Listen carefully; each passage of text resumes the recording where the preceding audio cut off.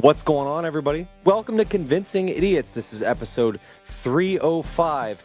You're in for a treat. All three of us are back together once again for a brand new, fresh episode. This week on Convincing Idiots, we're going to be discussing a few topics, including Disney and TikTok have a new partnership. You may wonder what it's about. Don't worry, we're going to tell you what it's about. Also, BTS taking a stand. We're going to tell you about it and what it's all about. And we're also going to be talking about $1 billion at the box office for Brand New Day. Spider-Man is crushing it. We're going to talk about it and maybe what else is going on in the movies. Why are we seeing such a spike? And keeping it with Spider-Man, for our final segment, we're going to be discussing our favorite Spidey villains of all time and which 5, after we hash it out, deserve a prominent spot in the Convincing Idiots Mount Rushmore of Spidey villains. So, without further ado, don't let me hold you up. Let's start the show. You guys enjoy your whatever that is. All right. Test. Test. Call it again. Convincing Idiots. Convincing Idiots. Called it ham gravy. I informed them that I sided with the Statman, not just anyone's opinion, the Statman Brian Fisher. These kids today. Jingle All the Way is in fact the best Christmas movie of all time. I need to get Grandma a present, and my herpes is flaring up. I got it. Mm-hmm. Yo, yo, yo. I'm the millennial We're Santa. 3 friends representing 3 different generations. That's our whole shtick. That's our thing. Mm-hmm. Nick got the whole poop. Mm-hmm. I'm standing in the sea Awesome. breeze, holding a turd, just mightily. I'm just going hitting hats. Anyway, on a lighter note, Welcome to the podcast. Welcome to the vodcast. Welcome to the broadcast. Boys and girls, welcome to the show. This is Convincing Idiots. My name's Dean, the Zennial. I'm Brian Gen X. And I am the millennial, and my name is Nick, and we are Convincing Idiots, a weekly podcast of 3 friends who represent 3 different generational points of view. So if you have not done so already, you should be sure to go and find us on all of your favorite social media platforms and be sure to engage with us because that really helps this show out and find more people. Tell all your friends if you think they might like listening to the sounds of our voices. You can find links to all of our socials by going to our link tree. So it's very simple, guys. Just go to Google. You're all familiar with Google. And in that search bar, type in Convincing Idiots link tree. That's LINKTREE. And you'll be able to find our link tree, take you conveniently to our social media accounts. Also give you a link to our email address if you would like to contact us for any reason. There's a link to our merch store if you'd like any sweet Convincing Idiots merch. And you could there's a link to our website, which you could also go to directly by going to convincingidiots.wordpress.com.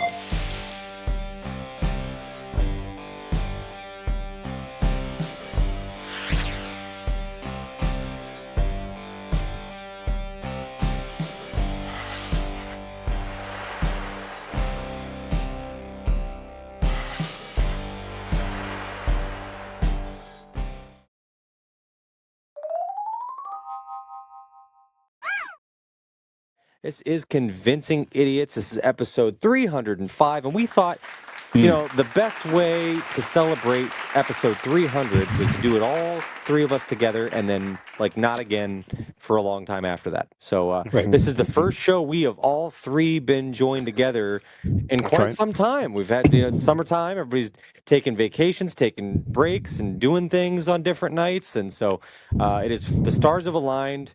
The Millennial, Zennial, and Gen Xer are rejoined once again on one stream and one podcast perfectly for your ear holes. So for 305, what are we drinking to celebrate this momentous occasion, Brian? Yeah, we decided we'll get together, the 3 of us, every 5th episode going forward. Yeah, we're going to try that. I am drinking the winner. One of the winners of a cheap beer tasting that the lovely Allie and I hosted last weekend. A lot of fun. You guys were there. Great time. Yeah. This is Patriots Reserve American lager from the fine establishment. I believe it's Aldi. That is Aldi brand. That's right. That's right. Yes. There were a couple Yes, Aldi indeed. beers at your beer tasting. Yes. And they both Three. ranked very high. I think they were number 1 and 2. I Or 1, believe 2, so. and 3. Because two Yes. people brought They were up Patriot, and there. I think it took Mhm. first and third, Right. and then the stout was in second, I believe. So I think the top 3 cheap beers for the cheap beer tasting were all Aldi brand beers. And they have a Corona version as well, so that we actually had a fourth one in there. Oh, I didn't know that was Aldi too. Yeah, I think so. It tasted like a Corona. Yeah. It's called Carista. Aldi's taking over. Carista, something like that's that. right. Yeah. Yep. But yeah, it's good. Mhm. You go to Aldi, get some of their bits. It's a fine beer, not bad at all. So check it out. Side That's plug good. to Winking Owl, their wine selection. It's like, what is it, $6 a bottle? It's great. It's good Yeah, you wine. can't beat that. I mean, I'm not like the biggest, wine connoisseur, but I Yeah. have had Winking Owl wine, and I'm like, it's pretty fucking good. So if you have a palate of the pores, as I do for wine, you will enjoy Winking Owl. I think it's a solid choice. Now, is it a screw off top or is there a cork in it? Oh, there's no fucking cork. No, in a $6 bottle of wine. No, of course it's a screw off cap. Yeah. All right. It might even be a pop top, just like it probably has a tab like a Like a can. full tap. Oh, that'd be kind of neat. That would be sweet. Yeah. Watch the wine flow, baby. Yeah, I like it. All right. Dean, what are you drinking? Well, I am drinking. It is called "Don't Feed the Bear" from Gatlinburg Brewing Company in Gatlinburg, Tennessee. It is a brown ale. It's a brown bear ale. No, it's a brown porter. I'm sorry, it's porter, but it's still brown, just like brown the bear bears. porter. There you go. Yeah. Don't feed the bears. Neat little Okay. can. Nice. Yeah, it's Very good. quite tasty. Nice. Got some vacation beer. There you go. Attaboy. Right on. What about you, Nikolai? What are you drinking? I am drinking a cheap beer, but it's not one that we had at the beer tasting party, but it is one that I picked out the other day at the store, inspired by. I'm having the Garage Beer Lime. So when we did our blind taste at Brett Bryant's house the other night, there was clearly a lime beer, and it because I was Right. like, I've had Garage Beer regular, I've never had Garage Beer Lime, and I've never had Busch Light Lime. But it was Busch Light Lime at your party, so I was like, I love that. Let's try this. This is very good, although I would say the Busch Light Lime that was there, especially on a nice warm evening like it was at your house, throwing the bags around at playing cornhole, those things were going down like fat kids on a seesaw. They were so fucking good and refreshing. So that is really good. If you want heavy lime flavor, definitely Busch Light Lime. But the Garage Beer reminds me more of you guys remember Miller Chill circa like 2006, 7? Yeah. I do not. Miller Chill, that. they were one of the first beers to put out like a lime flavored beer. Like a salty and it had a good lime flavor. Yeah. But it still tasted like a beer more so than maybe like the Busch and the Bud Lights have the heavy lime. So if you like more of a beer flavor with a twist of lime, Garage Beer Lime is very good, but also very refreshing, very good. So I figured I'd try that out and, complete the circle there. I'm kind of a sucker for lime in beers, though. So anytime you add lime to a beer, I'm here for it. But would recommend. Super good. Cheers. Perfect way to kick off 305. Yeah. That's right. Very good. All right, we're off for a couple of weeks here, guys. So give me an idiot recommendation. Give me 2 if you want, since we're out a couple of weeks here. What? Anything you watched, heard, whatever. Nick, when we start with you. I've had a few. I don't know if we should nip this in the bud or if either one of you plan on. We've all seen Brand New Day. We sure did. Probably not going to talk too much about that movie just yet, right? I will just briefly say that I enjoyed it very much, and it was very good, and I was not disappointed, and it was very good, and I'll leave it there. But over the last 2 weeks, there's no sports on. Nothing. I mean, there's baseball. I was watching some baseball. My team's not doing so great, but I've been watching a lot of shit. So I'll give you a couple here. Went and saw The Odyssey a few weeks back. Quick review on that. Thought it was very good. That was like one of the, other than Spider-Man, it depends on which way you look at it, but those two are the 2 massive blockbusters of the summer. So The Odyssey was really good. I thought it was, as far as like a classic cinema, great film. It was really well done. Great storytelling. It is a long movie. It's like 3 hours and maybe a few. I don't even know. And it feels long. And I don't mean that as in it's bad, but you know how some movies, there's just a lot happening and it bounces from one thing to another. There's a lot of story. I mean, if anybody's familiar with the story of the Odyssey, I mean, there's a lot of story to tell there. So there's a lot of dialogue and a lot of in between. Um, at no point was I bored by it, but it does feel long. I will just say that, if that makes any sense. It was. I don't mean it in a bad way. Just it feels like a 3 hour movie. But there again, it takes place over 10 years. There's a lot of story to tell. So some really cool scenes that were done in there that were some of them just pretty unsettling. And it was really well done. Everybody was fantastic in it. So I really enjoyed the Odyssey. But what I enjoyed even more so that I watched a week or so back on the patio with Robin was we watched a movie called Good Luck, Have Fun, Don't Die with Sam Rockwell as the main character. And that was just so basically a guy comes into it. He's a time traveler. He goes back in time, which is present day to us. And I'm not giving anything away here, but he's basically saying he's tried this night however many times, and all they know is that somewhere in the area there's somebody developing software, the next form of AI that will essentially take over the world. So it is up to him and some combination of the people in that diner that night to join him and create a team of people and go and stop this from happening. So basically in the future, everyone's so dependent on AI and on, have just been so dumbed down by their usage of technology and social media and things like that, that most of them are confined to, they don't even get up anymore. They're in beds and it's completely overtaken everything, and everybody's just a slave to basically, AI in some sort. So it's really interesting. It's fun too. It's really off the wall and weird. It's funny. It's just super out there, right? Like there's a lot of scenes that are just really fucking out there, but it was a lot of fun. It was one of the more original movies that I've seen in a long time. And so I would strongly recommend it. I think you can get it on Hulu if you have Disney Plus. That's what we watched it through. But yeah, Good Luck, Have Fun, Don't Die. Definitely an interesting movie and a lot of fun to watch. So, but yeah, there's mine. So, Dean, what did you watch? Obviously, Spider-Man is number one. Like you, I thought it was a great movie. I thought it was the best comic book rendition of Spider-Man yet. Not just because they kind of did a lot of the covers, with some of the action shots.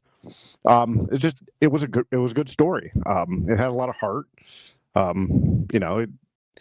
It could pull at the heartstrings here and there. That's another thing I really love about the Spider-Man movies, and I know like a lot of the superhero movies try to, put that kind of stuff in there in those moments to make it, to humanize these characters and make them, to make you invested in the characters. But Spider-Man movies, like especially these Tom Holland ones, have done an incredible job at that. Like they're always very He's really good heartfelt at looking sad, so that helps. Yeah, I suppose so. Yeah, it does help. And the other one is another Spider-Man. A while back when it came out, I caught on to the first couple episodes of Spider Noir and kind of fell off because, vacations and everything else. Yeah, it's busy. But the other night, I got back to it, and god damn is he good. Nicolas Cage is so good in that role. I don't know if you guys have seen it. Brian, I think you have, right? It. Yeah. Mm-hmm. Yeah, it's fun. Okay. Nick, have you seen it? Yeah, we watched it when it came out. Yeah. That's right. Yeah. So yeah, I'm enjoying that. So those two, I'm going to stick with the theme of Spider-Man this week, and those are my two picks. Nice. Very good. Ryan enjoyed Spider-Man as well. We'll talk more about that later. But King of the Hill, the next season dropped. I think it's season 15 dropped recently on Hulu. And now this is 2 seasons now that with the restarted, not rebooted, but the restarted King of the Hill. So they picked up the storyline. Bobby Hill's an adult now. Right. They're right.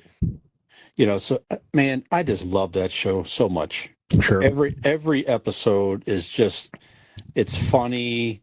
And the older I get, I think I relate more to Hank Hill. It's just so good.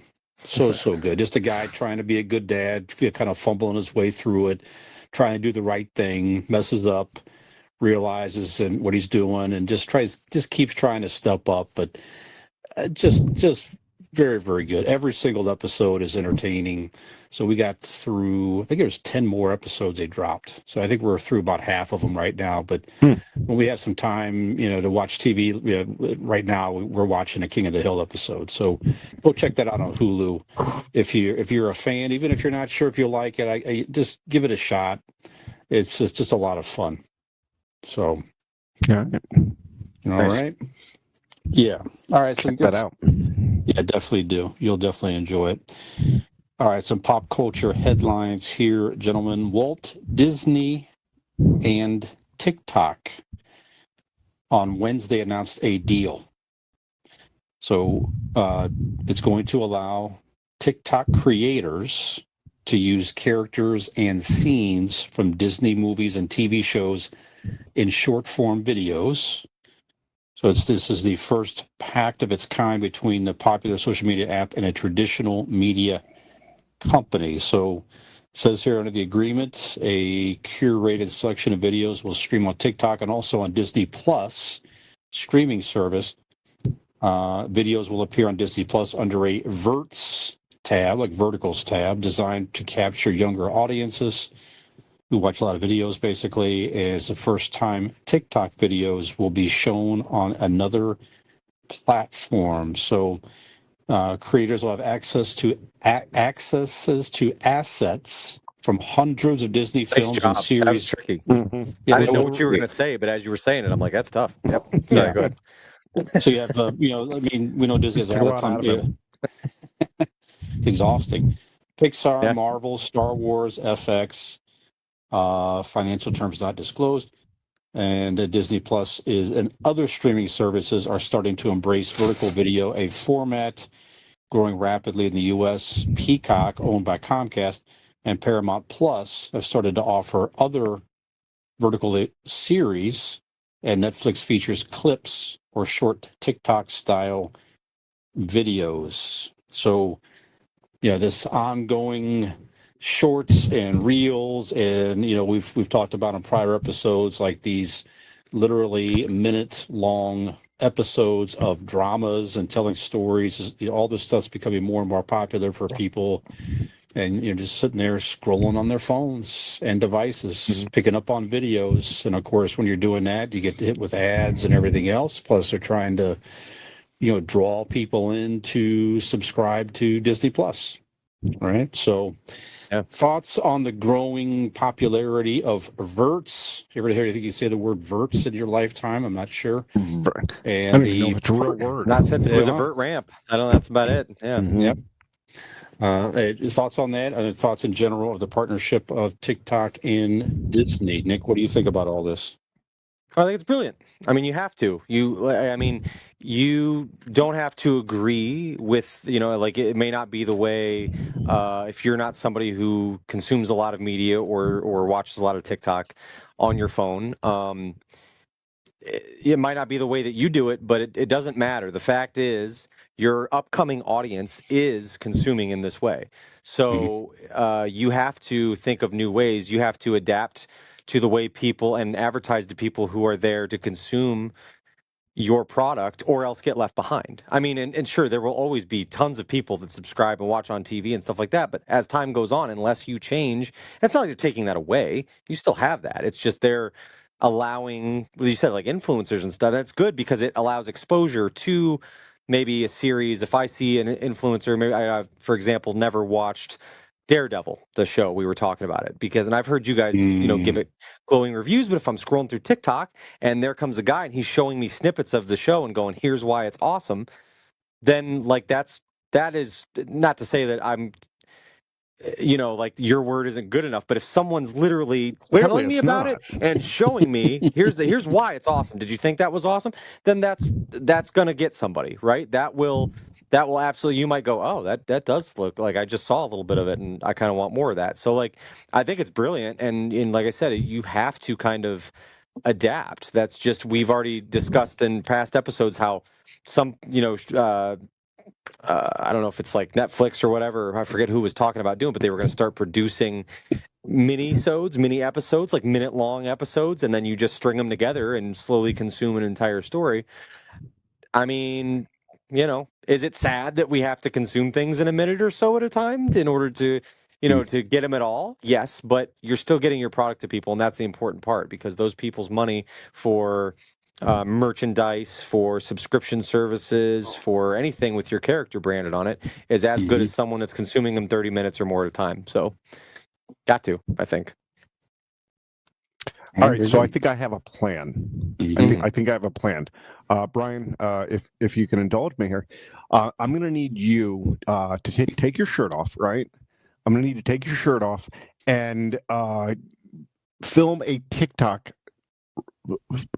video reel, whatever the hell they call it, and It's just a TikTok, describing how awesome Daredevil is, and maybe Nick will finally watch it. Mm-hmm. Because he's not going to take our word for it, obviously. And I'm assuming you being shirtless is going to make him stop and watch the video. That would do it, yeah. Like it would anybody. That would do it, yeah. Sure. I mean, we could work the kinks out, but I think I have a good plan here. All right. Does this mean we get to see Mickey Mouse do stupid TikTok dances and shit like that? I don't know. It seems like I don't know if they're creating their own media necessarily. Their own content, I guess I should say. It seems like you can blend like in. Nick, When you said you have access to the assets, I'm not sure what that means. If you can put clips of movies and all that into your video, or exactly how it works. So so for like a lot of TikToks, they will have that's almost like as if they were a green screen, right? You see the person, the influencer, the whoever that's posting, and behind them they may put stills or clips of something, and they'll now they'll be able to do clips. It used to be just stills because you get in trouble for it, right? So now they're showing, they can actually, rather than describe to you what's going, they can be like, here's, and then like elaborate on this scene and here and explain it, and you know what I mean. It's just a better form of advertising, I think, for it. I think it's a good idea. I mean, like Nick said, if that's where your consumer is, go for them. Do I agree with do I want to watch any of that? No, not necessarily. But again, I'm 45 years old. This isn't for me. So you're not 50 yet? I could have swore you were over 50. Eat my ass. Let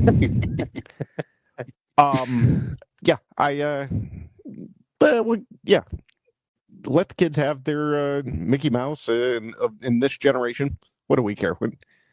Make the money, Mouse. Make the money. And if you want a podcast, get in bed with some idiots. Give us a call. Yeah. Yeah, I'm gonna start editing. I did also hear dog shit. This one interrupts that one all the time, and this one barely gets a word in edgewise, and this no. That could be us. That could be somebody talking about us. Sure. It's not bad. Like it. It's not bad. I like it. Get the kids to rate us in the background. Yeah. I also I read an article today, and this isn't in the headlines, but Disney is also looking to put out a free Disney Plus subscription. Kind of to entice, it'll just be. Can we get on that? I'm hoping, right? Yeah. Maybe I'll settle for goddamn Tubi at this point. They're looking to start a free service to entice people to order Disney Plus, all in. So, I heard that might be coming down the pike. All right. Interesting. Please don't disparage Tubi. I love Tubi. I like Tubi. That's some good stuff. They have all my favorite old Pauly Shore movies on there. Yeah. Please don't disparage Tubi. I think they have the Looney Tunes as well now. Actually, I think it's Tubi that they're on now. But if we can't sandwich in between Pauly Shore and Foghorn Leghorn, where in the fuck are we, boys? That's right. Yeah, that's right. Come on. Certainly not at the top of the mountain. No. No.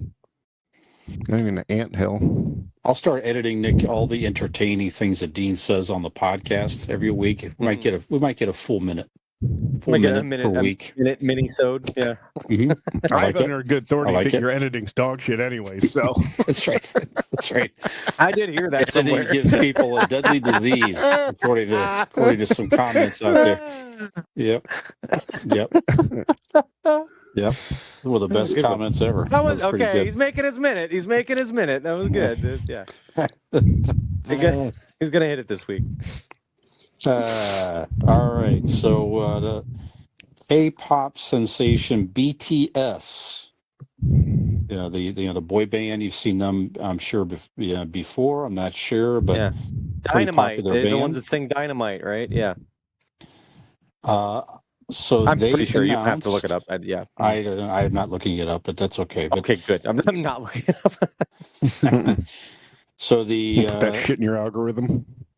they have stated that they are not going to submit their music for consideration at the 2027 Grammy Awards, citing concerns over category divisions.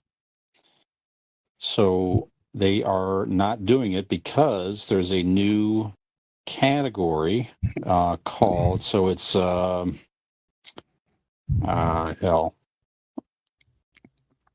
So I had it here a second ago. Here, You're talking about categories Millwork. as in like genres? Yes. There you go. Asian pop category. That's what it's called specifically. So, they're making a new category for Asian pop. The difference is Okay. it's not specific to Korea, Well, right? Is that what I'm understanding? Because K-pop is Korean pop. That's what it stands for. right. No, but they're saying basically that they want, they want people to, they don't want to be called just, they want to be a Asian pop band. They just want to be a pop band. I got you. Yeah. They're So like, why do you like have a boy band, like NSYNC or Backstreet Boys, or like whatever. It's just pop music. It's not. Have they thought about being identifying them better by then? their ethnicity, I guess. Exactly. That's exactly right. Right. Okay. That's exactly right. So, well, maybe they go ahead. don't realize they're not good enough to compete with the other regular pop artists, and that they need this popularity. Well, they don't want to be part of that category. That's the thing. So they're saying, well, then fucking stay home. Well, their that's what they're doing. popularity is massive. I mean, they're outperforming most pop acts within the last 5 to 10 years, I would say. Well, I mean, fine. BTS is fucking massive. Again, what isn't there like a world music award show? I think I remember something like that years ago. But yeah, there's always that, like at the Grammys, there's part different. There you can win the best. And there's every different, like for different countries, they have like different awards or Latin music or whatever. All those things. And films, they do some Grammys of that for those things. Yeah. Yeah, they said specifically that they say they hope that music can be heard and loved for what it is rather than being divided by region or language. Mm-hmm. Okay. I respect that. Yeah. The guy at the Grammy who got that letter goes, okay, throws it away. So what is it? Let's start again. Are they withholding themselves from something? Okay, that is a big deal. So since they would be categorized in this Asian pop category, they're saying we're not even going to submit. Don't even consider us for a Grammy. Okay. If we're going to win a Grammy, we don't want it to be because we're the Asian best Asian pop band. We want to be whatever, just pop music or what have you. They don't want to be categorized as the Asian category because they're saying that you're sort of. So they're not going. They won't even be open to being submitted for winning an award. They're not going to be performing. They won't be coming to the show. That's all that stuff. Okay. Right. So that definitely gets some attention. That's like, I don't know. I mean, they're certainly not as big as like Taylor Swift. But if Taylor Swift says I'm not coming to your award show, that's a little different. That's a big missing piece. So I mean, they have really. I mean, there's tons of massive K-pop artists now, but they are the ones that really made it what it is now. Like they are the superstardom band that threw all that out of the stratosphere. That like now so many other bands are as big as they are because of BTS. So that is kind of, I mean, that's not nothing. Like that's, you know, that's kind of a big statement. So I'm like, I kind of like respect where they're coming from with the message. But you know, at the same, that'd be like, okay, if let's turn back the clock and say, like, for example, Taylor Swift was like, I'm not coming to the Country Music Awards because I don't want to be considered country anymore. Like, I want my music just to be popular music. And if it sounds country or whatever, because she started out as country, if that were to change, you know, that would, granted, when she was country, she wasn't what she is now, but you know what I'm saying. But that's, I mean, it's definitely a statement, you know, definitely a big statement. Now the Grammys have an opportunity to do some really cool shit, and a big fuck you. Sorry, right? I locked my wife out. Hold on, I'll be right back. Keep going. Yeah, she'll be fine. Just they have the opportunity to do some really a really big fuck you to them, and actually not only nominate them but make sure they win. You know, you're going to get more. You're going to get more publicity and controversy. Controversy creates cash. So, I don't think you could. I think if you withhold, I don't think they can nominate you because they're saying we don't even don't. Then I make it. I then give them their own special award or some shit. Really piss them off. What do you children think you're doing?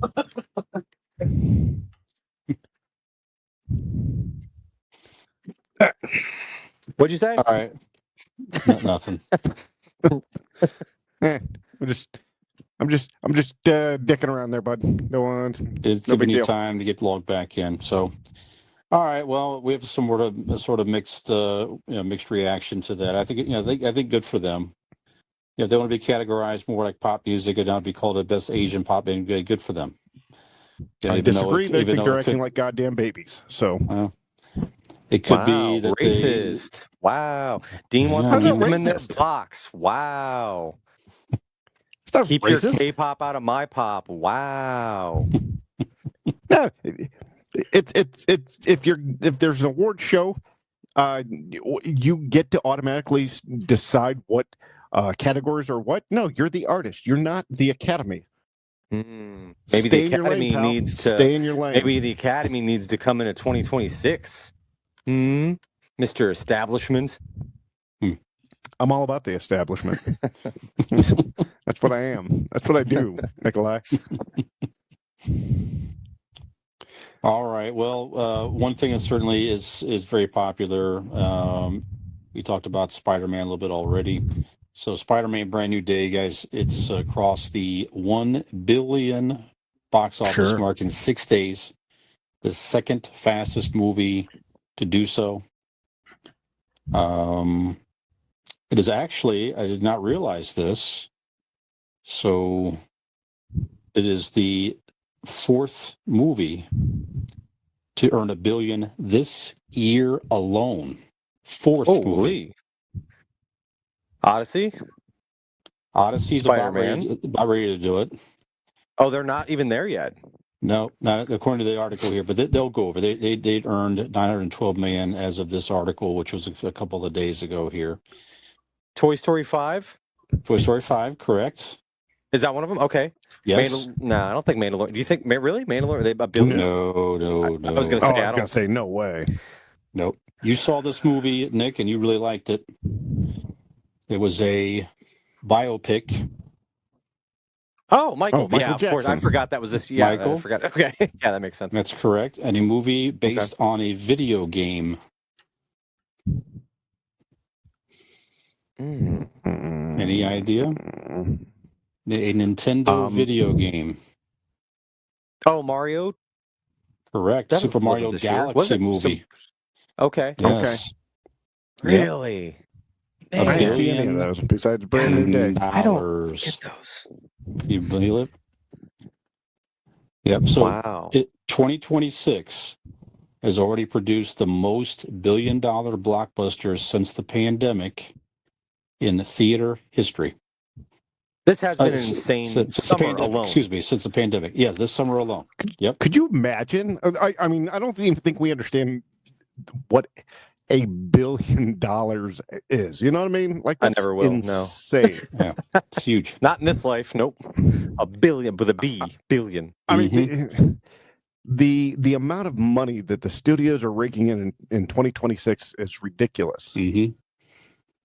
I mean, the best we can do is save money with Blake Insurance in 2026 and moving forward. Because let me tell you, boys, the Blake Insurance Group is an independent agency located in Barberton, Ohio, offering personal care and support for all of your insurance needs. If you need auto, home, business, or even life insurance, give Aaron a call. He'll treat you with the honesty, respect, and care that you deserve. Call the Blake Insurance Group at 234-571-5359 or find them online at blakeinsurancellc.com for your free 5-minute quote today. And when you do, tell them it's a brand new day and I'm here to save money. Wow. Nice. All right. Wow. All right. See, the more time Dean takes off, he might have like a good little line to slip. Give him a month off. He's got a good little line to slip in there. Yep. Nice job. He's been workshopping that. Yep. Tune in again next week. See if it's as good. Let me use the same goddamn line. Send him back to the Smoky Mountains and let him ponder some more. That was pretty That's that was right. good. I like that. That was good. Yeah. You have a bear scare the shit out of you on a daily basis. See what happens. Yep. Well, there'll certainly be more $1 billion movies probably this year. We have Dune 3. It's going to come out later. Of course, Avengers Doomsday. So it definitely could be. So let's see here. Oh, Doom 3. I thought you said Doom 3, like the video game, like the first. I'm like, Doom 3. What the fuck? Dune 3 is going to be up there. So it's Doom 3. 2026 should eclipse 10 billion, which would be for the first time since 2019 that box offices have earned that much. Well, good. Wow. That's Cool. fantastic. I have been to a ton of movies this year, like probably more than just because the amount of ones that I've been interested to see. Shit, I think I've been to the movie theater like twice in 2 weeks, like you know what I mean? Like we went and saw Odyssey 1 week and Spider-Man was the next one. And yeah, Mike, we most of the movies that we've discussed and things that I've reviewed, I've physically been to a theater to see this year, which is good. More than normal. Yeah. It's good. Well, man, they put good movies out. to hear it. People go to the theater and watch them. We Yeah, still that's enjoy right. the experience. It's great. It's easy as that. Yep. Yeah, absolutely. I gladly Especially today's handed theaters over. with their big comfy chairs. Comfy. Okay, We I got thought you some said a different comfy word. chairs. All right, yeah. Yeah. No. Some comfy chairs. Okay. Mm-hmm. Yeah. It helps.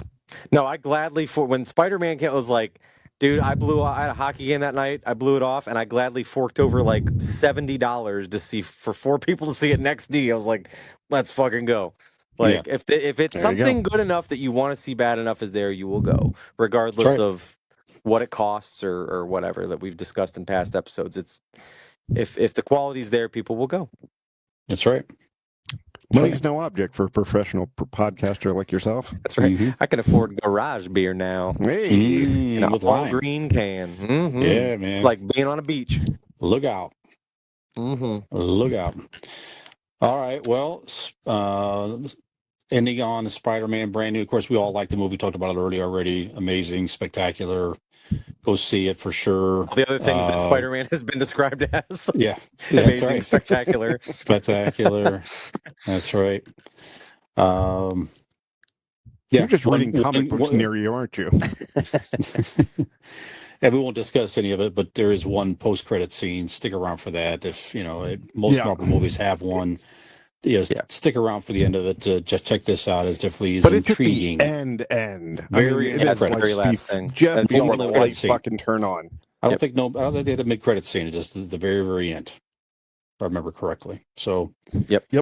check it out for sure. It goes through the big screen. You have to see the effects of Spider-Man swinging around New York City on the big screen. The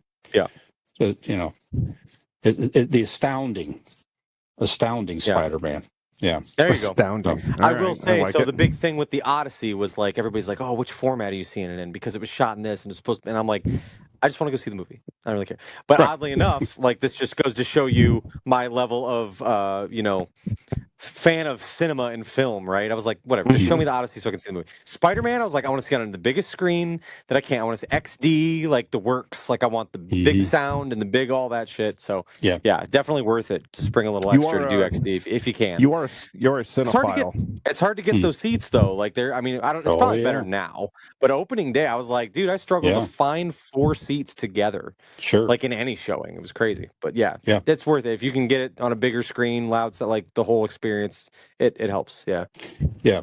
It goes sooner than later. The more and more shit keeps leaking out on social media and everything else Right, here. So go right. check it out. Yeah. I tell you, you go to the one in Cuyahoga Falls there, and they had all 5 fucking theaters showing it. Mhm. Sure. Nothing Oh, else yeah. is showing on Thursday. Yeah. Sure. Absolutely. All right. Well, Spider-Man is going to be a main topic this evening. So we're going to Here we take a go. break, and then Nick's going to tell you all about that right after this. Gen X Brian here from the Convincing Idiots podcast. If you're enjoying our show, tell a friend. And if you're not, well, tell 2 enemies.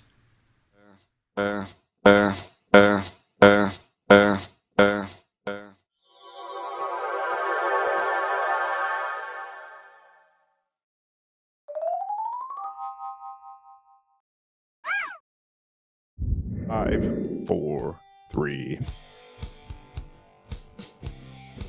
What's up, webheads? Welcome back to Convincing Idiots. This is episode 305. I'm Millennial Nick alongside Gen X Brian and the Zennial Dean. This week, as we were discussing earlier in the episode, Spider-Man Brand New Day is crushing at the box office. We've all seen it. We all love it. And we thought, there's some great villains throughout Spider-Man movies and comics. I would argue, honestly, that Spider-Man is amongst. I mean, I think he potentially, arguably, has one of the best Rolodexes of supervillains throughout. 100%. His time as a character. So we thought, why not debate over which 5 deserve to be on our Convincing Idiots Mount Rushmore of all-time Spidey villains. So we're each gonna bring our 3 submissions. We might have some overlap. We might not. We will discuss. We'll hammer it out, and we'll find out which 5 deserve a coveted spot on the Convincing Idiots Mount Rushmore of all-time Spider-Man supervillains. Brian, you are probably the longest running Spider-Man fan, as you've been alive the longest for Spider-Man. So why don't you start out by giving us your 3? Absolutely. Yeah, I collected Spider-Man comics back in 5th grade range, something like that. So many a year ago. That's nice. That's in the late 70s there. But what are you saying? 19? Yes, 1970, Oh, okay. believe it or not. Yeah, so 3 I of my guess all-time 18s. favorites. Great villains. On my shirt, the Green Goblin, Very good. Dr. Octopus, Mhm. and I'm going to give you the Lizard. It's a good one. Very good. All right. Are you still writing some down? Do you want me to go? No, you go ahead. Okay. Okay. So my 3 submissions. I also have Doc Ock. So we overlap there. No surprise here coming from me. I have Venom as well, and my 3rd submission, Mysterio. Good. Dean. All right. I have, in no particular order, I have Rhino, I have the Vulture, and I have Kingpin. Awesome. Okay. Present, none of you picked Kingpin. All right. But Kingpin was I'd overlapped on that close. one. If we did it the old way with 5, Kingpin is definitely on my list. Okay. Yeah. So yeah, for sure. Yep. So all right. Well, let's start with the overlap here, Doc Ock, and I'll just start off by saying my piece here. To me, Spider-Man is unique in the fact that, in my opinion, and correct, or I mean, I guess you're from a different era of Spider-Man fandom, Brian, but growing up, I felt like Spider-Man had 2 main, Batman, Joker. Mhm. Superman, Lex Luthor, right? Everybody kind of has their main bad guy for the most part that stands out. For Spider-Man, I always felt like it was Green Goblin and Doc Ock. Yeah, I And agree with that. certainly the thing that I liked about Doc, and I would honestly say through my time of consuming Spider-Man through comics and like animated series and things like that, Dr. Octopus as a kid in the 90s, I think was more prevalent, I think, in a lot of like media.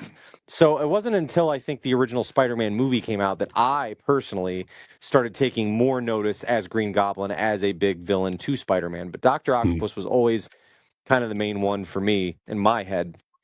And so I think he's a super, super classic Spider-Man villain.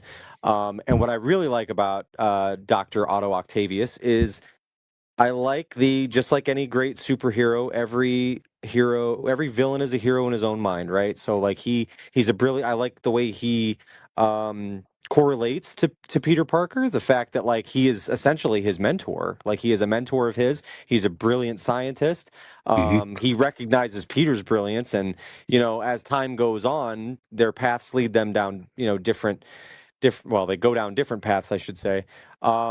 Definitely a unique villain. The mechanical arms. I don't liken him to many other super villains, and I think he was kind of original. Growing up, he was never, as far as appearance, he was never like one of the cooler ones to me. The bowl cut, and he was kind of like a stocky guy, with, just floating in the air with his arms. But all that aside, the vibe of him, I guess, aside, great storyline, great character, Yeah. and very cool the way that basically these arms fuse to him, and things start to go sideways from there. But I just think he is in my mind just a slight edge over Green Goblin as a class to me, like growing up. Mhm. But like they're both right there. But he is like a very classic Spider-Man villain, and I think the storyline's great. And I think the dynamic of their relationship as regular people versus their Mhm. alter egos is really interesting, and I love the story.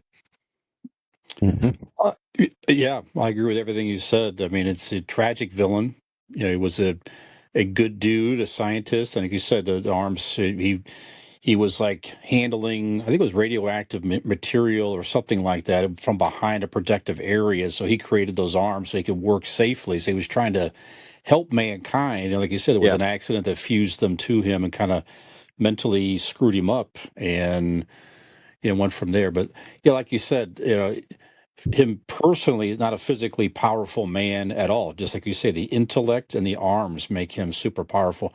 One of the most interesting looking characters, period, I think, in comics that there ever really is, let alone villains. Like I said, the arms are great. Yeah, they're strong. They definitely, all the scenes of, Spider-Man, weaving in and out of the arms and comics and the movies and everything is great. There's been some really interesting storylines with Doc Ock, not just in the movies, and the movies were great. I mean, the Yeah. Spider-Man 2, we've talked about this with Tobey Yeah. Maguire. Easily One the of the best best of the Spider-Man original movies, three. period. Yeah. Absolutely. Yeah. Alfred Molina was a great, great character there. It was great to see him reprise the role later. But yeah, there was a scene where Spider-Man lost his cool. He literally ripped off the arms of Doctor Octopus, and by then he had felt like to him they ripped off his real arms. He was in such pain and agony from that. Mm-hmm. And there was another storyline not too long ago where Doctor Octopus he was dying, and he figured out a way to take over the mind of Peter Parker. So the body of Dr. Octopus died, and he took over Peter Parker's mind and became the superior Spider-Man. There was a whole storyline here that and it launched its own series for a while, Yeah. where it was Peter Parker's body, but Dr. Octopus's mind, and he got to understand and learn why Peter is who he is, why he became Spider-Man, and he kind of became this sort of weird respect thing. And of course, eventually, Peter Parker got his mind back, and somehow Doctor Octopus got another body. I can't remember how they haven't even worked anymore, but just very interesting. So, yeah, like you said, as a kid, It was. You're right. It was those two, and I always enjoyed the storylines with Doc Ock. Yeah. So it's got to be on the list, 100%. Very good. All right. Okay. Dean, give us All one of right. yours. All right. Let me just knock this one out of the way. Pun intended. Rhino. I don't know much. All I know is I really like Paul Giamatti, and he played the Rhino, and that was cool. So that's why I picked Rhino. So I got no other reason because he's a big dumb guy who got infused in this suit and just goes around fucking ramming into things. You know, that's neat. And Paul Giamatti played him, so that's my argument for Rhino. What was he? Hold on. Paul Giamatti. Which was he in? What? Yeah, I think he was in the Was it the amazing Andrew Garfield. Amazing Yeah. Spider-Man. Okay, I need Number to go two. back and rewatch those. At the very beginning? It was like a cameo type of thing. Yeah, it was like okay. he was it was I wearing like a big remember. metal suit type thing. I remember You him know. showing up in something. I will also say Rhino is incredibly badass in the Insomniac Spider-Man games in that series. Okay. He is phenomenal. And those, once again, even if you're not a huge gamer, if you have a PS4 or PS5, those games are so good. Not only are they fun and easy to play, there's different skill levels. You can play them as a novice and just take in the story for what it is. But they are some of the most well-written games. They could make movies on those games. They are so good. The storylines they do an incredible job of taking characters you know and creating new interesting storylines with them. They're fantastic. But Rhino in those games is just a fucking powerhouse and he's super cool. But I do remember seeing a cinematic Rhino and I'm like, I just don't remember it being Paul Giamatti. Paul Giamatti. So I need to go back and I do need to rewatch the Andrew Garfield ones. I've probably only seen each one of them once. Yeah. But I'd like to see him again just to go back and compare. Like I do remember at the time watching them and being like, these ones are not my favorite. But I would like to see them again because I love Andrew Garfield. I think he's incredible, and I like him as Spider-Man. It's almost like the Ben Affleck effect. Like I like Ben Affleck as Batman. I just don't like the films he was in as it. So I'd like to rewatch. But Rhino is a cool character, definitely. Yeah. Yeah, I agree. He always had a cool look. Yeah. Yeah, it was a simple character. What is it? The guy's he's stuck in a rhino suit. Okay. I like when they made him more of a cyborg, like a a machine, right? Like than in like a singlet, infused with it. The little horn, like comic book classic Rhino with the singlet as a buff dude with the. It's a little, he looks more like Rhino from ECW and less like a supervillain, but but still great character, yeah, for sure. Yep. How does he go to the bathroom? Don't ask. Do not ask. Just runs down the middle foot. Yeah. Yep. You get up one of the toes. It's fine. Puts up one of the toes. You know. Other than the face hole, there doesn't appear to be any openings in that thing. No. Nope. That's a tough one. That's why he's angry. It is, yeah. Right. You have to sit in your own shit for years and see how angry you get. Yeah. Yep. Okay. All right. Who's that? Who wants to go next? Or Nick. I'll give you. Yeah. You go ahead. You want? No, go ahead. You want a specific one? Well, save Venom for last. That's all I'm saying. Okay. So I'll go with Mysterio. I always liked Mysterio. I always thought the visual of him was cool, and through the comics, he has many different. Mysterio is a character that lives beyond one singular person who is Mysterio. Originally in the comics, Mysterio is Quentin Beck, I believe it is, and he is he's a failed or not failed, but he was actually a pretty successful, I think, master of illusions and kind of like a magician and things like that. And he essentially, with not getting the credit that he feels he is due, he turns to staging things to where he is made out to be a good guy, and then it kind of, he pits himself against Spider-Man. And Mysterio, first of all, the physical look of Mysterio I have always loved. I love the globe head with the smoke. You see no head, no face. It's just this ominous, mysterious orb, and he had like these cubes or like different pyramid, different weird things on his shoulders holding his cape up, and he just had a cool look to him. He was very mysterious. Eyes on it as well. Yeah, correct. Yeah. just very cool. And the fact that like the cool thing about him is that he is a regular guy. Like he almost would fit in like a Batman universe where he has no superpowers. He just uses the skills that he does have to necessarily not through brute strength to combat Spider-Man, but to confuse and mess with his head. And that's really, it's a mind game with Mysterio, which I think is really cool that he's a calculating character. And I think that is another cool thing about Spider-Man, the character, is the fact that he is such a genius that he brings out this craftiness in the villains. Like if you're gonna face Spider-Man, you got to have something. You either have to go, you know, stroke for stroke with his genius, or you have to try to outmuscle him, which is also near impossible to do. But I like that Mysterio is kind of a different type of character. You know, like his battle scenes are not going to be as much of the combat and more so just the messing with your head kind of thing. So I always liked Mysterio, and like I said, the visual of Mysterio always really struck me as a kid. So it actually, as much as we've all praised the Tom Holland movies, I would say the one Far From Home was probably my least favorite. It wasn't not that it wasn't good. I don't think it was up to the standard of some of the other ones. And I was a little disappointed because I was super excited. That was the first time Mysterio has ever been portrayed in anything live action, which no discredit to Jake Gyllenhaal, but I thought just the story, everything could have gone a little smoother. They could have done some things better, but I love the character all the same. I think Mysterio's really cool and an all-timer for me. Okay. That's Brian? good. I will go with the Lizard. Another character, again, another tragic character. If you don't know the story, Dr. Kirk Connors is a mentor of Peter Parker. Dr. Connors lost an arm, some type of an accident or something like that. So he tries to make a cure for himself because lizards can regrow their appendages, regrow like a tail or something like that. So he thought he could develop something for a human to regrow an appendage it's been removed or what have you, and uses like lizard DNA or whatever it was. What are your appendages just syphilitic? Can you regrow a non-syphilitic one? Yeah, or make it longer, a non-syphilis ridden one, perhaps. Longer perhaps. Syphilitic.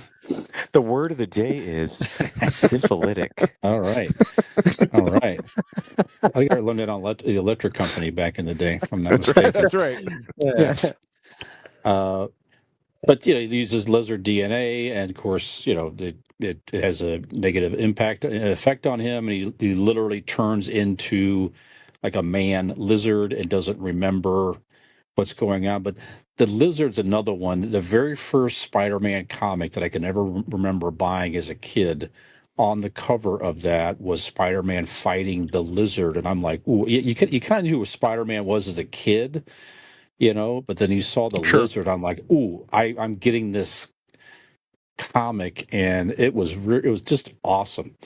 The classic lizard to me is exactly how the comics, because it's Dr. Connors wearing his lab coat, turns into the lizard. So the lizard always had like a lab coat with like a torn pants or something like that, because he would grow and become like the lizard pants vibe with a lab coat. Yeah. He's again, it was like not a shower. That's right. But the lizard is super strength. And he uses his tail as a weapon. I can't remember if he could also control other lizards and other reptiles and things. I can't remember that part. I know they did that in the movie. Okay. They did that in the Amazing Spider-Man, the first one. I do remember that. That was part of the thing. They were trying to take over the city with lizards and doing that. That's right. Yeah. That's right. But anyway, just a very cool looking character and very formidable villain of Spider-Man. Definitely more of a classic one. I don't know that it was as popular in the comics, at least as time went on here, but definitely in his time, very, very popular, very, very cool. You can't see it now, but off screen here, I have figures up here on this shelf, and one of them is the Kurt Connors lizard one of my favorite figures that I collected from back in the day. Yeah, that figure I gave you, Nick, of Venom. Yeah, I got him right here. That's one. I got Yeah, Venom and Spider-Man it's the right there. same. It's the same group of Oh, figures, cool. but Yeah. the lizard up here. I'll show you guys Yeah, they're next kind time of like you're over. rubbery. They're like one piece. They don't Yeah. have joints, but they're kind of rubbery. And yeah. So anyway, Lizard's very cool. I don't know if he's going to make the final list, but I remember, definitely one of my favorite villains. I got Yeah, the that's it. yeah, kind of it's almost that old school, like the big jumbo wrestling guys that were like rubbery and kind of bendable. They're kind of like that.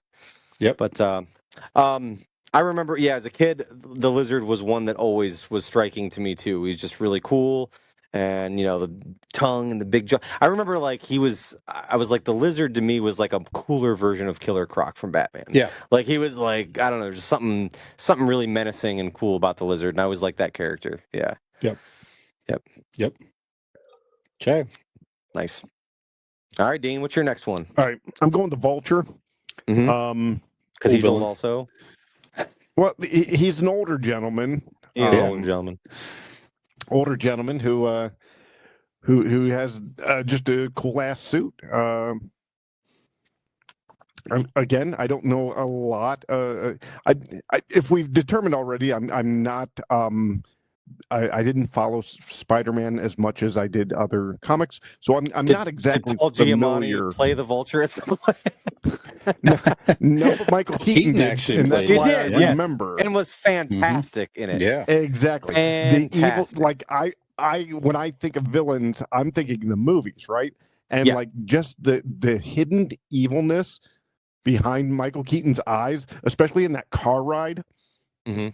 When he kind of can tell, kind of figures out who Peter is. Just he's so fucking awesome. And now, I mean, I don't know if the character or the actor is good enough, but they put him in different universes. They warped him or whatever to different universes. So he's now in the Sony universe now. I think that he was in. Was he in Venom or Vulture? He was in like he was in Homecoming. He was in Spider-Man Homecoming. Correct. And but he was in another movie, a different scene, like when he was Spider-Man. There was a scene, I think, with was it when him at the end of something before Homecoming, was there not? The leading into Homecoming. Yes, that was kind of with the Scorpion fella. But there's a scene where like he is like when they did the when they brought over Doc Ock and the two other Spider-Men over this universe, I guess he got shot over to another one. He's in another movie. I don't. Maybe it's Craven, or maybe the Batgirl, or not Batgirl, the Spider Girl movie, whatever those were, the ones that did horrible. Madam Web. Madam Web, something like that. But like he's in that, like he got warped over to that universe. Okay. I just can't remember which one. Honorable mention to the Vulture in the Across the Spider-Verse too. I at the very beginning of Across the Spider-Verse. That was a cool. I mean, I love all the versions of the villains that they've done because they're alternate universe versions of them. And Doc Ock was a woman in Into the Spider-Verse, which was really cool. And the Vulture was really cool. And when that old timey version of the Vulture in Across the Spider-Verse. Yeah, he's a good character. He's another classic one. When you think of classic Spider-Man villains, Vulture is definitely one of those that you think of with Green Goblin and Doc Ock for sure.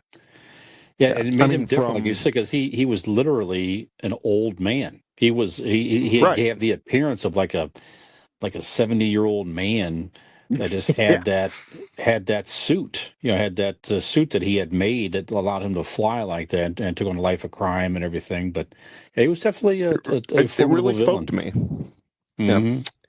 That character really spoke to me. I like the idea of flying while sucking on a Werther's original. Yeah, I like that. Yeah. I like that. I could get behind this. I really aspire to something now, Nick.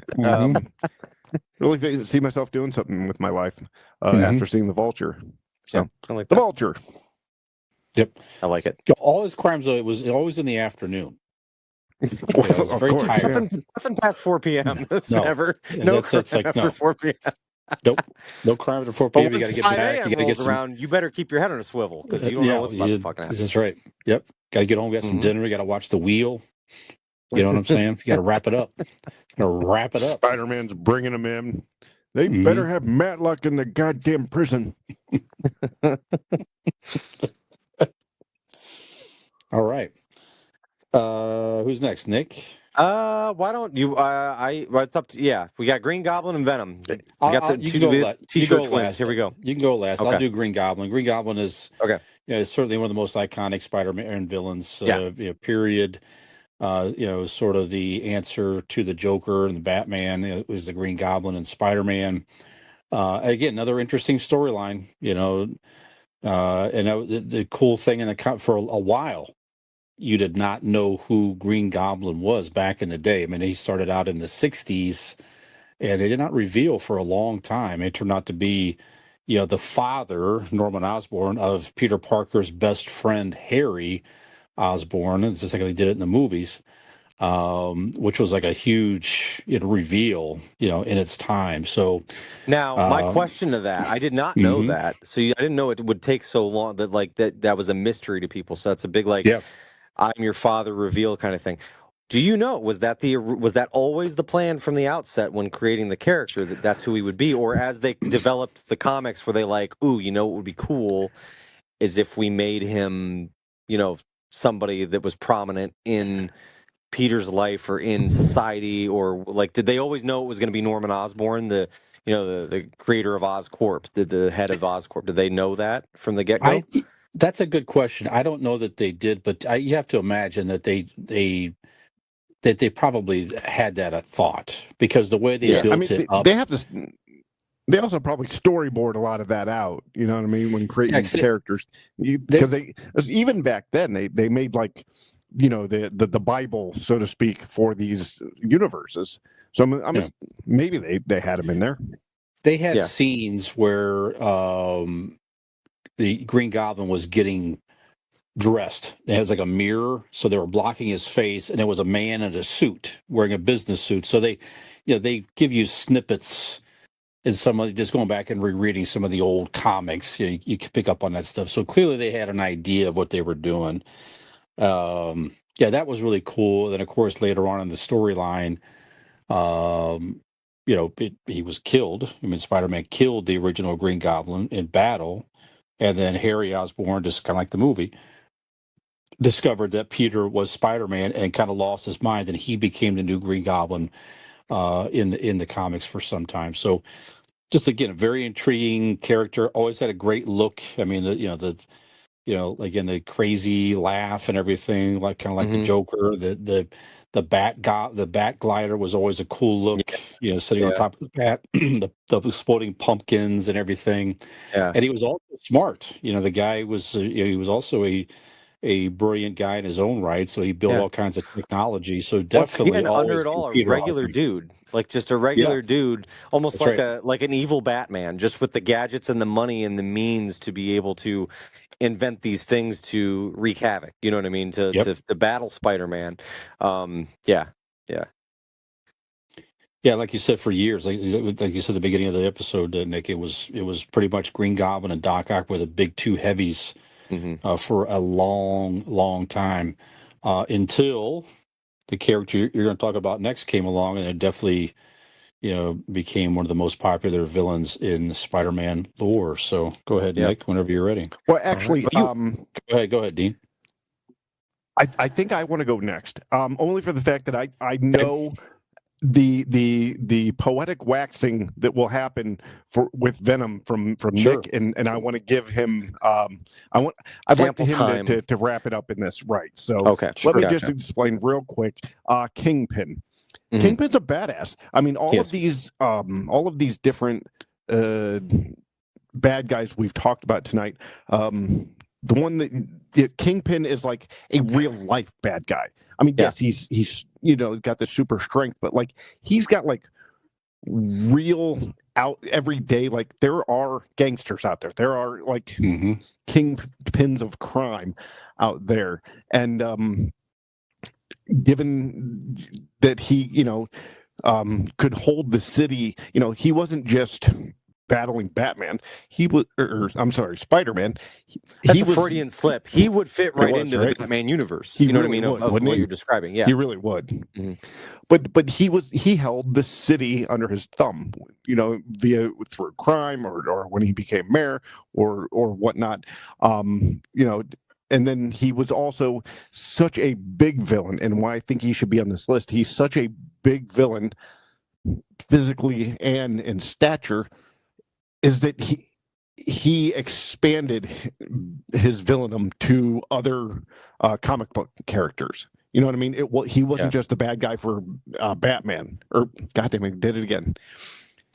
Just for Spider-Man, the Daredevil and the Punisher. He stretched across all of these, and just the imposing threat. And you guys might be able to answer this. Did they ever explain why or how he had like the extraordinary strength that he had? Nope. Okay. He didn't have super strength. He never had super strength. He was He was always just the way they super explained fucking big. just a big dude. Which That's it. that's the only flaw in the logic is if he doesn't have super strength, Spider-Man does. Mhm. Right. So like, I mean, when we've talked about it, like the fact, like Spider-Man, like looks, he's Spider-Man's the guy. It's a guy that's like my size, right? But he has super speed and super strength, and like he's able to have, he can go strength wise. He's in the comics. He's like almost the equivalent to like the Hulk. He's super super strong. Mhm. Hey, Brian, So, but you hear this guy saying he's got the abs of goddamn Spider-Man now? Jesus Christ, the eagle in this motherfucker. not after these 3 garage beers. Let me see. We're a little further away now. But no, that's yeah, like, and Kingpin is awesome. Like like you said, what I like about Kingpin is that he is regular and he's realistic. He's much real more life realistic than a crazy. lot of them. Yes, yeah. Mhm.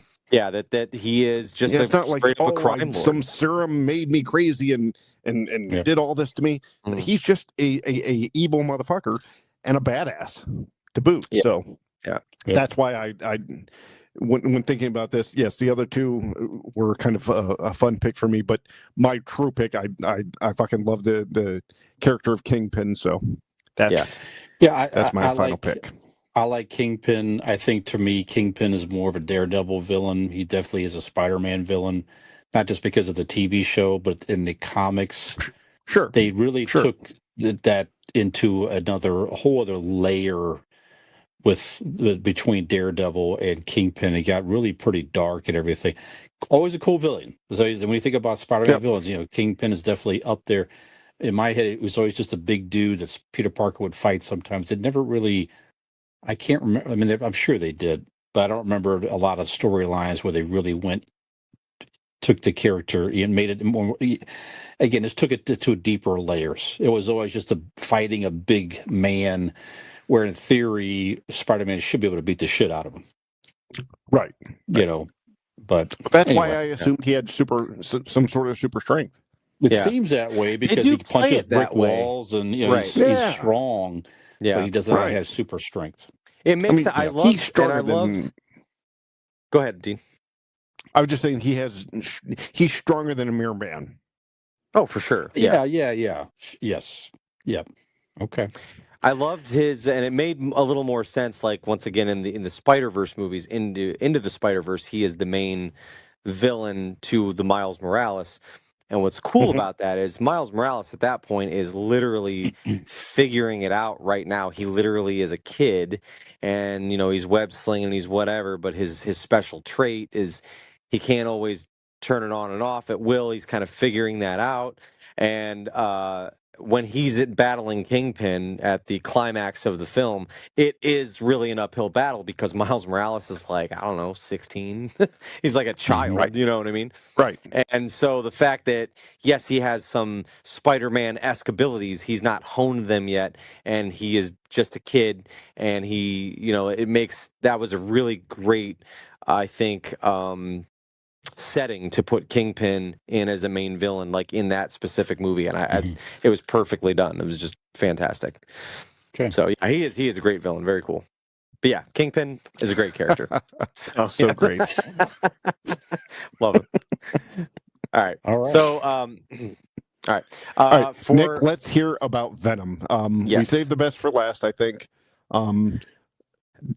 Try to explain this without getting an erection. Go. Yeah, 90 seconds or less. Go ahead. It's hard. Anytime I talk about any type of symbiote, I Oh, get it's an hard. erection. It's a problem. Yeah, no. So big Venom fan. Throughout all of comics, forget Spider-Man. He is certainly one of my favorite characters of all time. First of all, just starting as a kid, I was super drawn to the character just because of how fucking cool he was. Right? He's this giant hulking alien, creature. And what was really cool about that, like, I love he had the look, but not only the look, but the storyline I found really cool too. Once again, this is one that this is an alien force, so this is scary in a way that.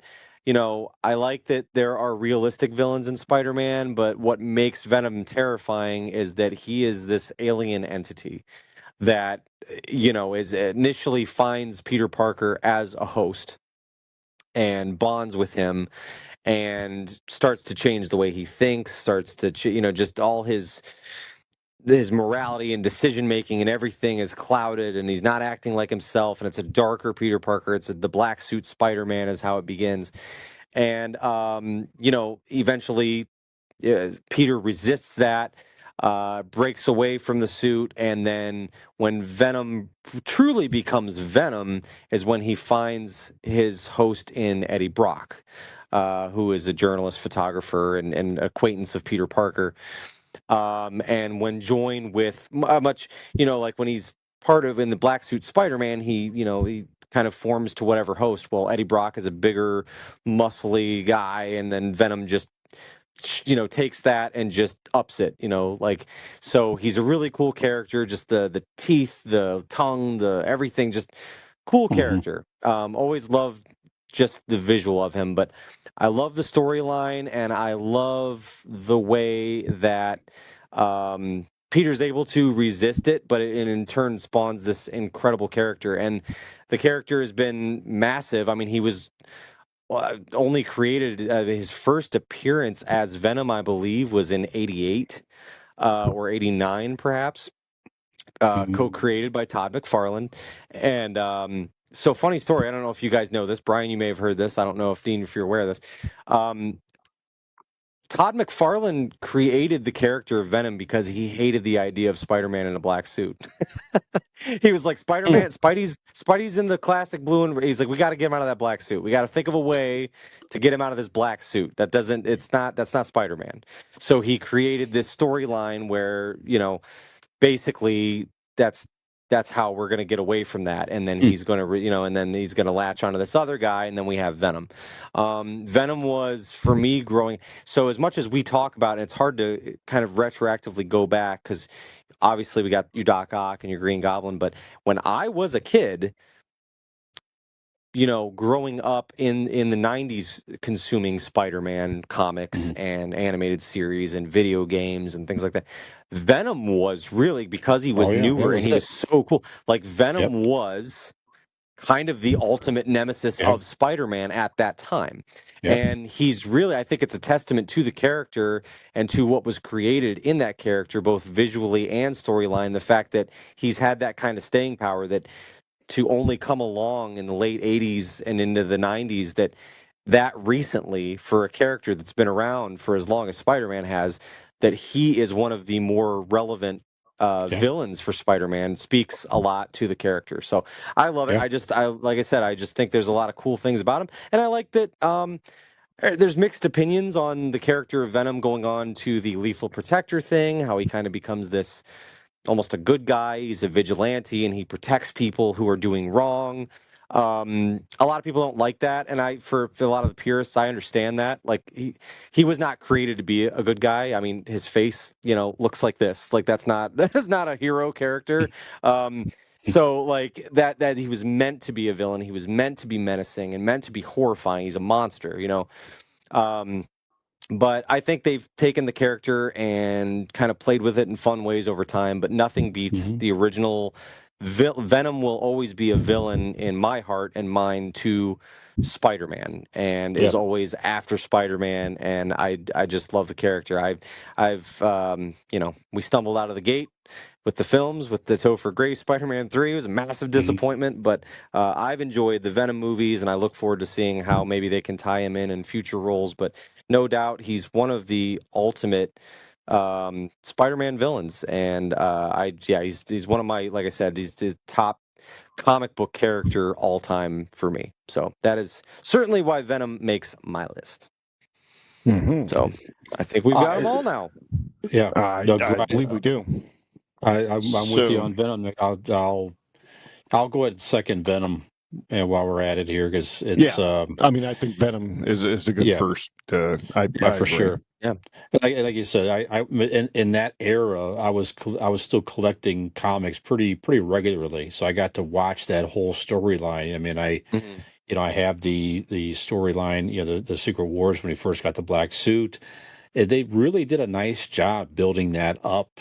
Like you say, over time, it was normal. He just had this weird suit, and then he would sort of form over Peter Parker, and he would swing around at night, and it's like, what the hell's going on? What the fuck is happening? It was a very slow burn leading up to Todd McFarlane, Spider-Man 300. Yep. Is when he turned over, and the artwork. I have a Spider-Man 300 skate deck on my wall right over there. Oh man, I know I had that comic in a box over here, but the like you said, the combination of the look and the Todd McFarlane art, that's it right there on the screen. Yep. Yeah, just fantastic and just very frightening. The whole thing was just a great, like you say, just a great look, great villain.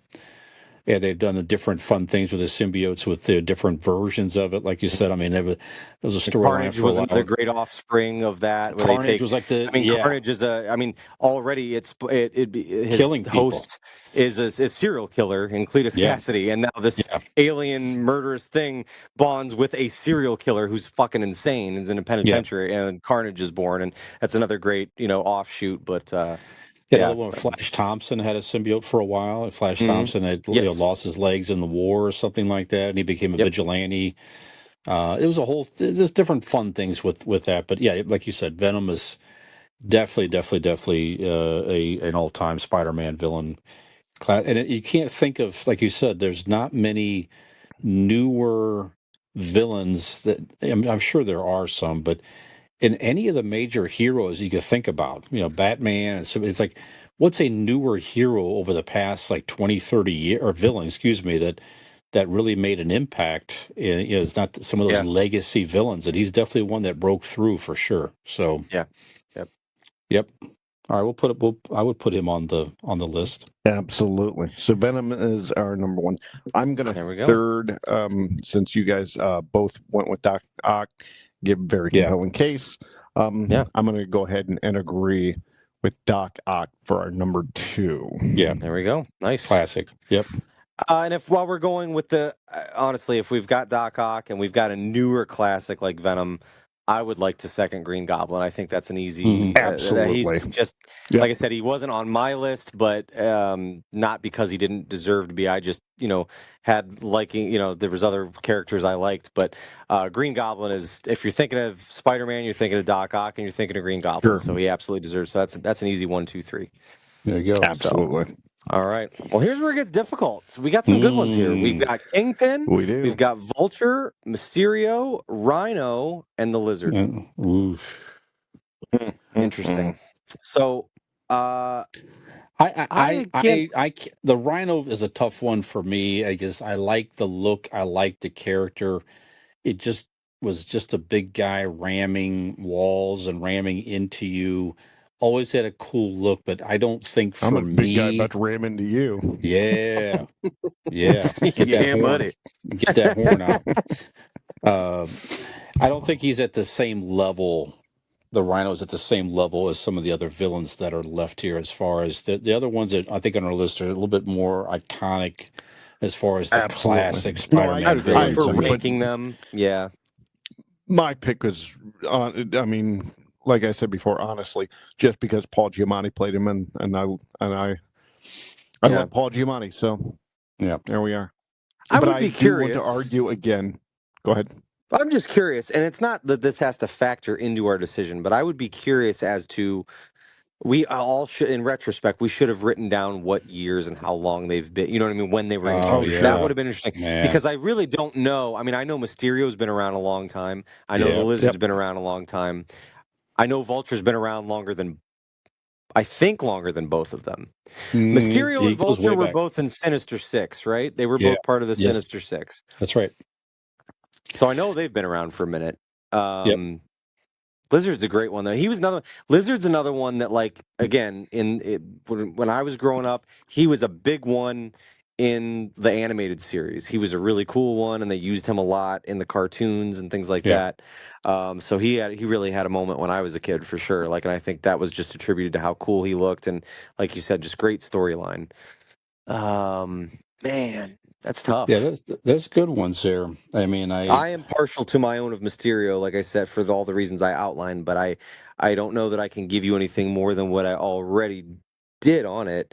I was just drawn to the you know what, character Nick? and Hey, the listen, look, but listen. I'll give you Mysterio. As a kid, he was always one that I liked also, just because of all the yeah, things you talked about there. Because the fact that he didn't have the superpowers and he had to use his special effects and everything like that. And like you said, extremely unique look. Nobody looked like it's a total. It's like, is this really a practical?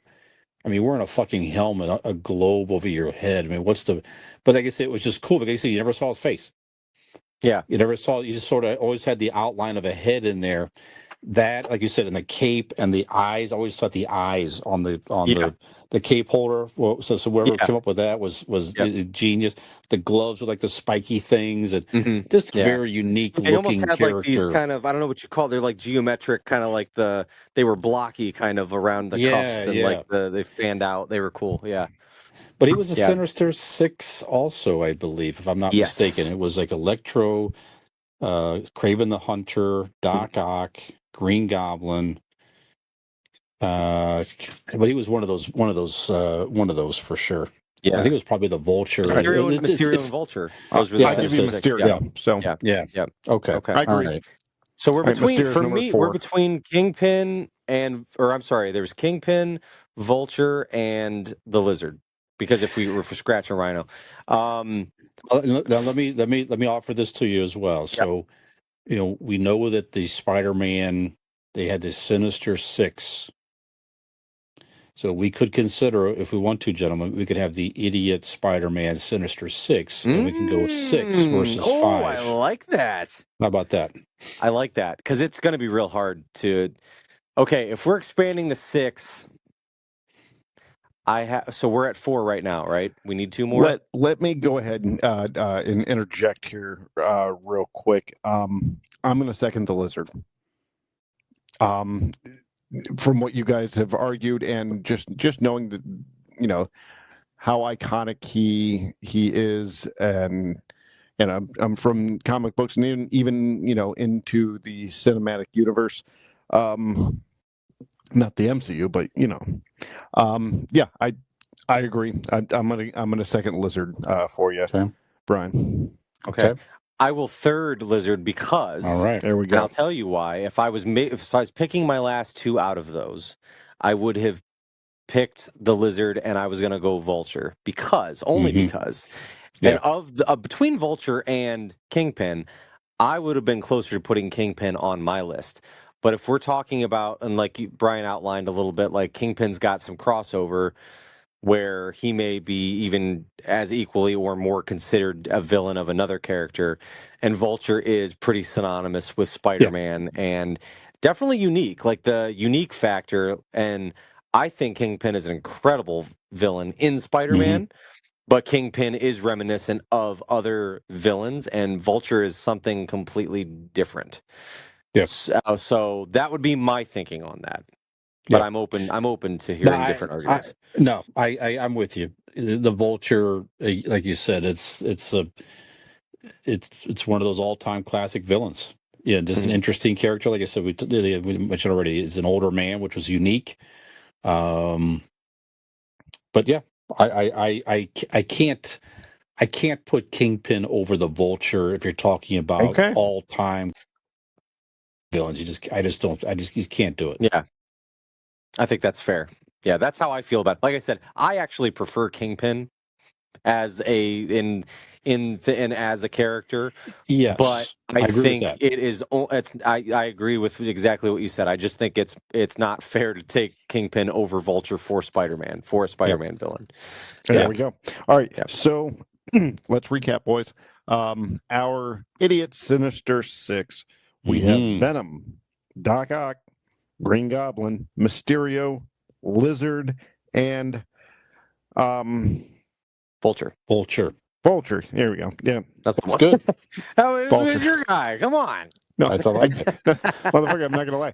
I couldn't read my handwriting when I wrote it down. I wrote down, I'm like, what does that say? Yeah. So Any yeah, honorable Vulture. mentions, real quick? Yeah, Looks real like quick, goddamn Voltron. I would have had I Kingpin was right there for me. I always liked the Shocker. Not a super popular one. Yeah, I like the you do. Shocker. interesting look. I thought he was cool. Yeah, big fan, big fan. And Craven the Hunter, I think was a kind of a cool one He too. almost been my list. Just different because Yeah. of like I said, just out after a new kill, and this Spider-Man is like this, Mhm. this unattainable, interesting thing to him. So it was definitely a cool storyline. But like I said, man, it's like I really growing up, Spider-Man and Batman were my two big ones of the main comic book, brands, like characters, and I have a hard time to stick. But Spider-Man, I think, has such an I incredible agree. selection of villains. Like there's so many good ones, some more prominent, some less, but even the lesser known ones are like really good, heavy hitters, like all the Yeah. way around. So good villains in Spider-Man. Yeah, I think Spider-Man and Batman probably are the best overall villains of anybody. Probably. Dean, you have any honorable mentions? Well, no, because I mean, I tried to go a little more obscure after our conversation through Mhm. via text. You guys have who I would have ultimately gone with first, Okay. with Doc Ock and Green Goblin. So you guys tried to cover the basis, and I tried to go a little more obscure, regardless of how or why. So Gotcha. Okay. I had a couple. I had Sandman. Was it the Sandman's a character good one. Sandman? Yeah. Great one. Also, I think he was a Sinister Six, actually. I think about it. Okay. I had Venom. There Nick, was a couple iterations of, because I think in one version of comics, Venom was in the Sinister Six, but that was obviously much later on. They've done later on. different combinations. That's Yeah. interesting. I don't know which was the original six, but yeah. I had Venom. Electro was always a great villain too. Another classic Spider-Man villain. I Old had school, Kraven really the old Hunter school. as well. I had Kingpin. Tombstone I always thought was interesting. Mhm. Yeah, very cool looking. All that cool to see That a is one cameo thing. from him. If you're listening this far in, I'll give you a spoiler alert right now. Mhm. Minor. I thought he was going to be a bigger part, certainly, of this movie, of the new movie, Brand New Day. But I was shocked at how, but Well, I'll just leave it at that. But he's there. They can bring him back. he is there. He's in the universe. And another interesting one, Hobgoblin. Hobgoblin was it was a Green Goblin type character, and it was another mystery for a long time. As a guy that stumbled across a Green Goblin hideout, found Green Goblin equipment, changed a mask over, and all of a sudden another guy is like a Green Goblin type character, and it lasted for quite a while. You did not know who the Hobgoblin was. And in the comics, they revealed that it was Ned Leeds, who was a great friend of Peter Parker, had become the Hobgoblin and an arch nemesis at the time of Spider-Man. Yep. Nick, wasn't that your nickname in high school? No, that was Knobgoblin. That was Knobgoblin. Yeah, that's right. Yeah. Sorry, you're getting mixed up. Yeah. You're mixed up. Yeah. Yeah. I don't hear like I used to. You could also almost put the Black Cat out there as well. Kind of a villain, but always a super intriguing. Of course, she's the answer, Catwoman in the Spider-Man in the Marvel universe there, but always a great looking, intriguing character for sure. Love interest of Peter Parker, Spider-Man, not really Peter Parker, but Spider-Man off and on. But anyway, all right, good list. Lots of good ones. Lots of good ones. We have done it. Scorpion. Spidey We sense didn't is talk about tingling. Scorpion much. Scorpion was good. Yeah, you can go on. Scorpion's a There's great lot of one. good ones. Scorpion is a Another good one. great one. Yeah, for They're sure. all great. They're all great in their own right. That's My right. Spidey sense is tingling, gentlemen. It's telling me that we've come to the end of another episode of That's right. Convincing Idiots. That's right. That's your while there alarm might actually all telling be you great- to take your medication. It could be that too. Yeah, is it supposed to tingle in your head? Yeah. You might need to call somebody. Yeah. Yeah. Hmm. Not after 4 hours, I don't think. Okay. Yeah. Or 6, I don't remember. Okay. All right. Well, I like to We've call had it a my lot of fun Sinister here today. Six. yeah. Right. We've had no. Go ahead. You're gonna do a Sinister Six thing. I like to call it my Sinister Six. Now there you go. Yeah. And maybe your Sinister Six. But, Forget it. I'm sorry. Go ahead. I'd like you to finish it. Normally, I Forget understand what the joy you guys get watching me crash and burn a joke. That was a lot of fun. That was. I didn't know it wasn't over. I'm sorry. I didn't. Yeah. Go ahead. It's now over. Thank you. Go ahead. Oh, it actually is over this. Okay, I didn't know. Okay. It's over. Well, all right. That might be your Sinister Six, but for this Sinister That editor Three, really better put fucking crickets in. it is actually over. We're done. Stop talking. All you need to know is you need to go to our social media accounts, find us, like us, rate us, review us. Where do I go, Nick? You may ask yourself. Go to our link tree. Go to Google, type in Convincing Idiots link tree, follow the links, tell all your friends, interact with us in any way. It is helpful to the show, and we appreciate your time and your doing so. You can also go to our website, which is convincingidiots.wordpress.com for even more of the fun. And that pretty much wraps it up here for this Sinister 3, episode 305. I am Millennial Nick. I am the Daniel Dean. You sound like Mike Next, Tyson Brian. when you said that. The Vinny Dean. Little Dusty Rhodes, little Mike Tyson. Have Daniel we Dean? No, baby, you can't introduce Dusty Rhodes and not give him a little chance to make his presence known, even though it's a Spider-Man episode. I don't care, baby. I'm the sinister one. I'm the lovely one. I am the Dusty Rhodes. By all means. Would not be complete without a Dusty Rhodes impression. Thank you very much. All right.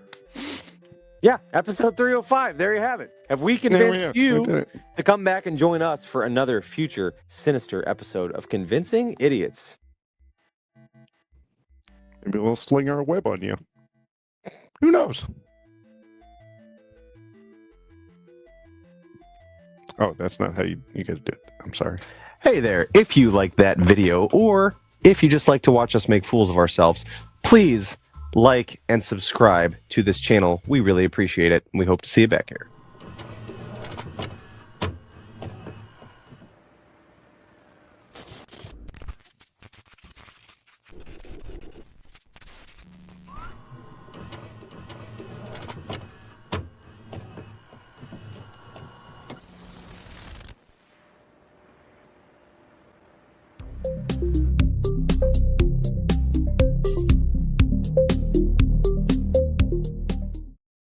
Ham gravy.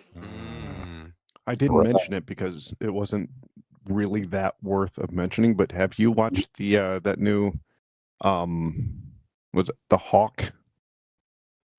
You know what? I watched one episode so far on Okay. Netflix. It's all right. I mean, I'll give It's it. all I'll right. give it more. I'll give it more of a chance. It's we're about halfway through, but it's all right. It's Happy Gilmore-esque. Yes. You know, Will Ferrell's good in a lot of the different Hawk things. or whatever. Yeah. Yes. If I saw a couple episodes. I think I was walking on a treadmill or something when I watched it a little bit. I'm slightly intrigued because of him and Molly Shannon. I love Molly Shannon, but Yes. Yeah. like I said, I watched the trailer for it and I was like, I don't know. All the other characters are better than him. You know what I Okay, mean? yeah. Like it's Like, funny his because son's the other good. characters. Yeah. Yeah. That guy's good, and yeah, it's okay. It's okay. Yeah, it's worth a Just checking out, look at it. Yeah. Yeah. But Just Yeah, that's what that is. It's a series. It's not. It's if to try to make a movie out of it. I don't know. No, So no. I don't know. It's Happy Gilmore meets what was that fucking that he didn't do baseball. No, that was Eastbound and Down. I mean, he was a character in it, but it's very very happy. Honestly, to me at this point, it's kind of like where I started falling off with Adam Sandler movies. All of the characters start to blend together. It's like Will Ferrell characters are now just starting to be the same thing. Yeah. So, but yeah, it's all right. They got some funny moments. It's almost like they said we have a treatment here for Happy Gilmore 3. Now hear me out. He's an older man. He's trying to come back, and they're like, "Nah, I ain't doing all that." And so it sat on somebody's shelf and picked it back up and gave it to Will Ferrell, something like that. That's what it feels like, even down to his caddy and that relationship and everything. It's a whole. I think my biggest problem is most of these characters, like these wacky, arrogant characters like this. There's underneath all of it, there's some sort of redeeming part to them.